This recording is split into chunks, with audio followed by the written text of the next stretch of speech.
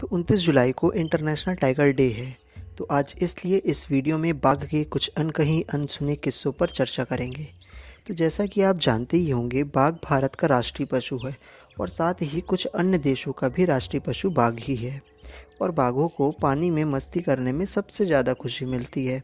और ये बाघ साइबेरिया के बर्फीले प्रदेशों में ही रहते थे और वहीं से ही पूरी दुनिया में फैले हैं। और बाघ का वैज्ञानिक नाम पैंथेरा टाइग्रिस है, जो टाइग्रिस नदी के नाम पर पड़ा है। इस फोटो में आप बाघों में काली धारियाँ देख सकते हैं और ये धारियाँ हर बाघ में अलग अलग होती है। जैसे हम इंसानों की फिंगरप्रिंट अलग अलग होती है, ठीक वैसे ही इन बाघों की ये काली धारियाँ अलग अलग होती है। और धारियों की इसी विशेषता के कारण इनकी संख्या का अनुमान लगाना आसान हो जाता है। जंगलों में जगह जगह कैमरे लगा दिए जाते हैं और उनसे लिए गए फोटोज़ को सॉफ्टवेयर की मदद से बाघों की गणना की जाती है। और हाल ही में इसी से संबंधित इंडिया के नाम एक गिनीज वर्ल्ड रिकॉर्ड बना है, जिसमें कैमरे से 34 लाख फ़ोटो ली गई थी। और उनसे पता चला कि भारत में 2967 बाघ हैं, जो पूरी दुनिया का 70% है। और अच्छी बात यह है कि इनकी संख्या पिछले 15 साल में लगातार बढ़ती ही जा रही है और अभी पूरी दुनिया में लगभग 3890 बाघ ही हैं।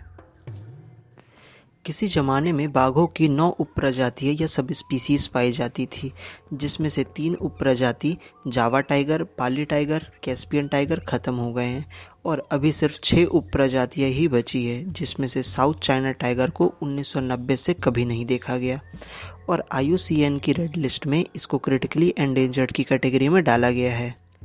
आगे बढ़ने से पहले कुछ शब्द जान ले तो अच्छा होगा। जैसे शावक जंगली जानवर के बच्चों को बोलते हैं और नर मतलब मेल और मादा मतलब फीमेल।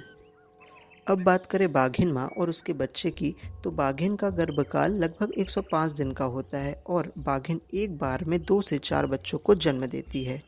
आँख मूंदे पैदा हुए छोटे छोटे बाघ शावक को जंगल के हर छोटे बड़े जानवर से खतरा होता है, इसलिए माँ बाघिन शावकों को चट्टानी दरारों और छोटी गुफाओं में छुपाकर रखती है। और छुपने की जगह इतनी छोटी होती है कि अगर किसी जंगली जानवर को उनकी भनक लग जाए तो वह भी वो उस गुफा के अंदर नहीं घुस पाएगा। और ये शावक तब तक वहाँ से नहीं निकलते जब तक माँ बाघिन एक खास आवाज़ देकर नहीं बुलाती। जन्म के 2-3 महीने तक बाघ शावक सिर्फ माँ का दूध ही पीते हैं और उसके बाद मांस खाना भी शुरू कर देते हैं।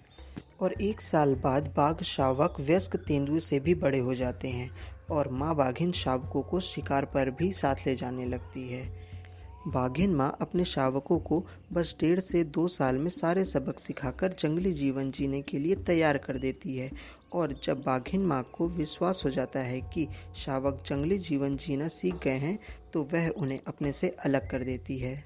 जैसे हम इंसानी जिंदगियों में लड़कियों का प्रदर्शन लड़कों से अच्छा होता है, उसी प्रकार मादा बाघ शावक सारे सबक पहले सीखकर अपने भाइयों की तुलना में कुछ जल्दी ही माँ से अलग हो जाती है। मगर वो अपना इलाका अपने माँ के आसपास ही बनाती है और कई सालों तक अपनी माँ से मिलने आती रहती है।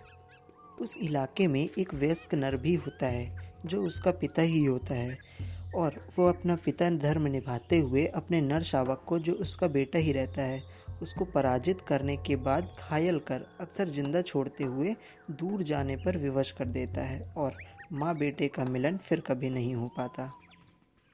बाघ लंबी दूरी तक नहीं चल सकते हैं, पर एक रात में 25 किलोमीटर की दूरी चल सकते हैं और अपनी खास आँखों के कारण अंधेरी रातों में भी इन्हें सब कुछ दिखाई देता है।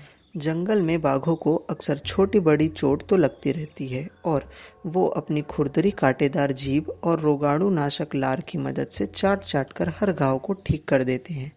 और अगर आपको भी घाव ठीक करवाना हो तो आप बाघों से संपर्क कर सकते हैं, ये आपके घाव को जड़ से ठीक कर देंगे। अब बात करें बाघ के इलाके की, तो बाघ अपने इलाके की सीमा में कभी वृक्षों पर नाखून की खरोंच से तो कभी झाड़ियों पर पेशाब की फुहार से चेतावनी चिन्ह बना देता है और किसी भी दूसरे नर बाघ की सीमा लांघना उसके लिए खतरनाक साबित हो सकता है। बाघों को औसतन 8 से 10 किलो मांस रोज चाहिए और बाघ एक बार में एक ही जानवर का शिकार करते हैं। आप राष्ट्रीय उद्यानों में भी देख सकते हैं, यहाँ बाघ लोगों के पास आ जाता है लेकिन आक्रमण कभी नहीं करता। जब एक बाघ अपने ही जंगल में दूसरे बाघ से हार जाता है तो उसे दूसरे जंगल जाना पड़ता है और दूसरे जंगल जाने के लिए वन्य प्राणी कॉरिडोर है जो एक जंगल को दूसरे जंगल से जोड़ता है और वहीं से होकर ये नए इलाके में चले जाता है। मगर बाघों के कॉरिडोर को अब बीच से काटने वाली चौड़ी चौड़ी सड़कें, रेल लाइन, बिजली के तार और न जाने क्या क्या बन गए हैं जो बाघ की मौत का कारण बन रहे हैं। कुछ मूर्ख इंसान सोचते हैं कि बाघ के नाखून, मूंछ के बाल या चमड़े को रखकर वे बाघ जैसे ताकतवर और सफल हो जाएंगे और उनकी किस्मत बदल जाएगी।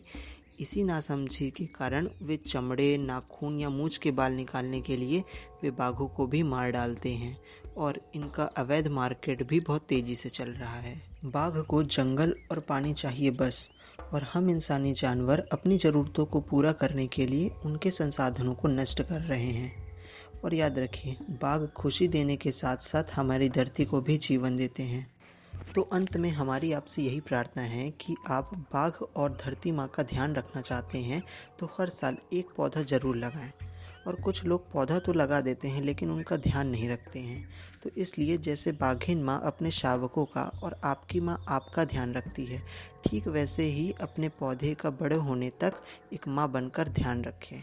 अगर आपको ये वीडियो पसंद आई हो तो इसको लाइक, शेयर और चैनल को सब्सक्राइब जरूर करें। धन्यवाद।